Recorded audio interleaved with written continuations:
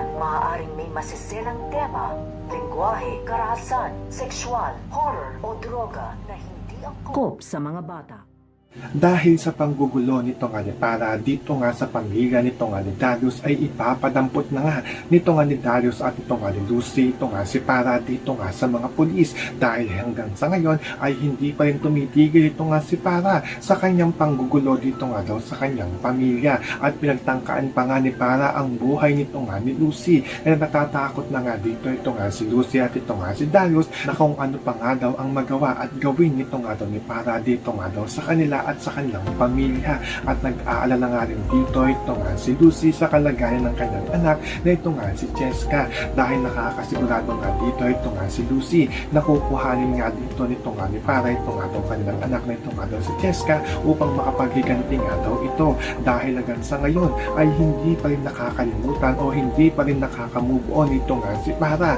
sa pagkawala ng kanyang anak. So pakakaabangan nga natin dito ang pagpapadampot sa mga pulis dito nga kay Para. Yan ang ating mga pakakatutukan at pakakaabangan dito nga lang sa Stolen Live.